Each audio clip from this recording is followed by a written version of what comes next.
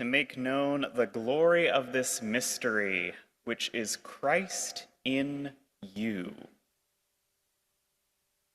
Amen. So, Will, I thought that I'd play a joke on you this morning, which, in light of the Internal Revenue Service's update of practice, announce a series of political endorsements from the pulpit.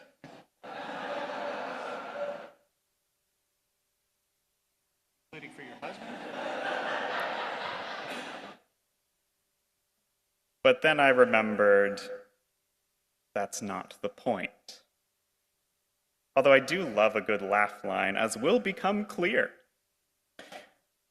Friends, it is a truth universally acknowledged that a certain type of Episcopal seminarian is going to study abroad in England at some point.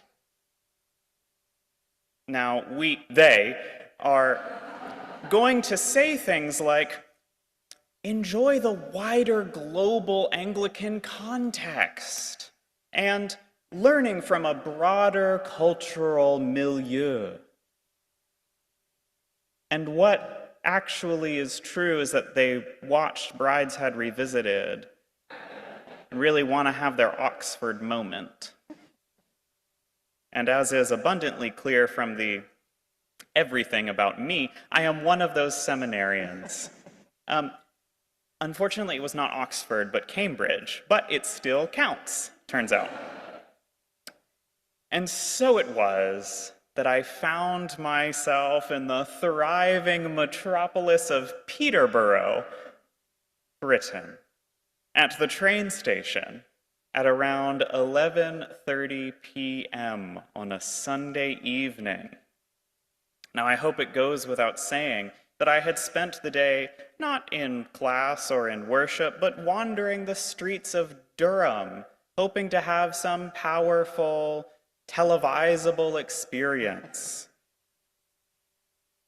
And I hope it also goes without saying that I had not in the least been researching the paper that I was ostensibly there to find more information about at the cathedral in Durham. And I hope it also goes without saying that yes, I had in fact begun the journey home about 8 hours before I was supposed to be in the chapel the following morning to lead morning prayer. What could go wrong? And so it was that over the loudspeaker at the nice 1960s mid-century train station in Peterborough, that the announcement came, "Ladies and gentlemen, we regret to inform you that this evening's final train to Cambridge has been cancelled due to unforeseen circumstances. A bus service will be provided with an estimated arrival at 3 a.m. This is the part where you all groan in sympathy with me? Thank you. Thank you. Empathy, it's a Christian virtue. Okay. So after a few minutes of acknowledging the current state of British rail, bemoaning the government, blah, blah, blah, general self-pitying, we all started to strategize. Now, some friends were just going to Cambridge for the evening. They could sort of figure out their own way. But, you know, some of us had very important jobs to do the next morning. And so we were not content to wait for that bus. No, 4 of us intrepid travelers decided to call a cab. And that would take us through the 45-minute journey back to Cambridge.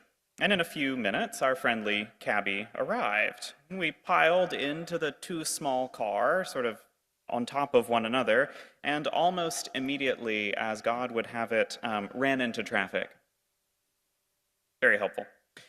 But, flush with the relief that can only come from a secondary plan, and appreciating that our return would come before 5 o'clock in the morning, we began to chat in the way that only strangers thrust improbably together can chat.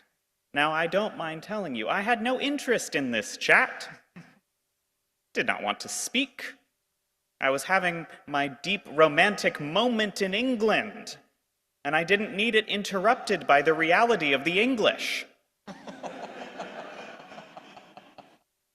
But social pressure is social pressure.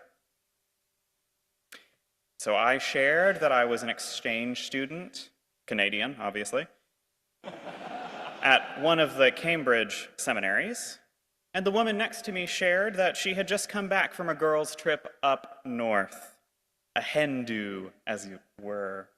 And the fellow in the passenger seat in front of us paused a moment before sharing that he was on the way home from burying his father.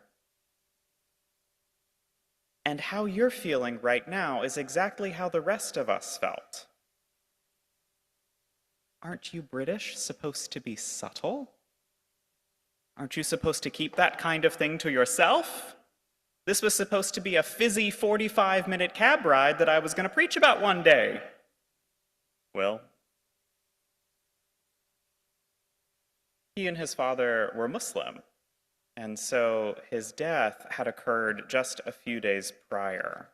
The family was from Leeds, so they were coming back south from it.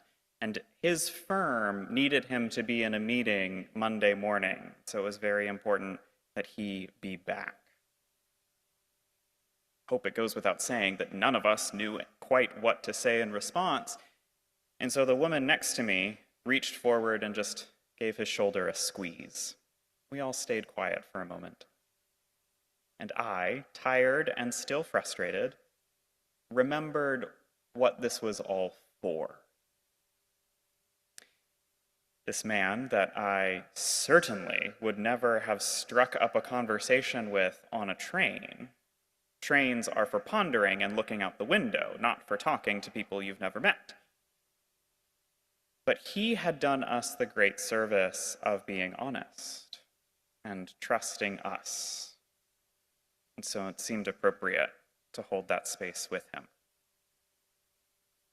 Now, in case you've forgotten in the intervening 5 minutes, our gospel this morning is about Jesus traveling to the home of Martha.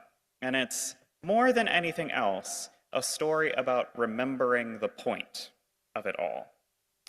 So you have Martha, who's a wealthy woman who runs her own household and has the capacity to welcome in the whole disciples' merry band, which is not a small thing. I mean, these are 12 very dirty disciples and their entourage, and so there are things to do to prepare for them.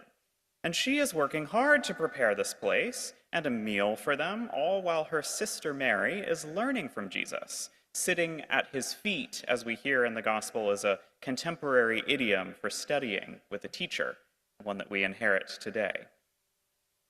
And Martha, overwhelmed, complains to the Lord, as I certainly would do. All of her plans depend on having more than 2 hands being available to share the work. And Jesus, being Jesus, which is to say annoying, tells her to let Mary do her thing. And we cannot blame the incarnate word for this, because as the gospel tells us again and again, the disciples were not very good at listening, and here is someone who's actually paying attention.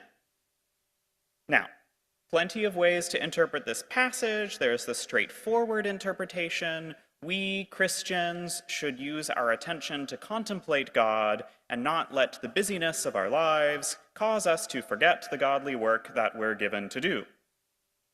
Fine. I've preached that sermon before. I'm sympathetic to this one, although I was reminded that some people are named Martha still even today, and they get short shrift in that interpretation. And I suppose, yes, if the incarnate word shows up in your living room, it is a prudent thing to pay attention to him. That said, y'all, I'm Southern. And if somebody calls on the house, we're going to need to rustle up some coffee, some cake, some deviled eggs, or something. And somebody's going to have to do that. It's only right. There's also a feminist interpretation in which Martha represents the pigeonholing of women in a patriarchal system, and Mary the reflective, contemplative life that has been unafforded to them. Well and good and worthy. And yet many of those same authors also acknowledge a kind of essentialism of womanhood in that simple illustration. But all of these interpretations, except the brilliant one that I'm about to give you, of course, all of these interpretations leave us with that same unsatisfying and unrealistic choice.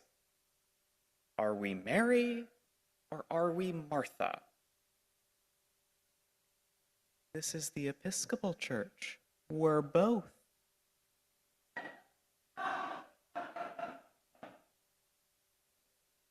I mean, also, for what it's worth, y'all are living in the same world that I am, right? And we're blessed with reasonably similar cranial infrastructure. Of course, we're both of them all of the time. We are always Mary, launching in to that powerful moment when it strikes us, particularly if it's a 15-second video on our phone. But we're also always Martha, remembering that if everyone else just did the work that they were supposed to do, this world would be fine. And there are days when I need to remember Mary's focus and patience, noticing when Jesus is showing up in my own life, especially, dare I say, in a cab at midnight. And there are days when I need to remember Martha's work ethic, when this hard world needs more committed Christians who show up to protest injustice, who show up to feed the hungry, and so much more. But the problem that Martha presents is not that she's too busy cooking. It's that she resents Mary. The problem is that she's forgotten why she's doing the work. And no matter what path we find ourselves pulled upon, be it Mary, Martha, or some third path, if we forget the why, doesn't matter. If we forget why we're sitting there with rapt attention, well, look at some of our fellow Christians. We can be the most faithful churchgoers and be totally blind to the harm that the church does in Christ's name. And if we forget the why and we're Martha, busying ourselves with fixing the world, even if we're the busiest, best, self-sacrificing folks out there, if we forget why we're doing it, if we forget whose work it is, God's, well, then the weight of that responsibility starts to fall on our own shoulders. Or we forget to make a human connection with the very people we claim to serve.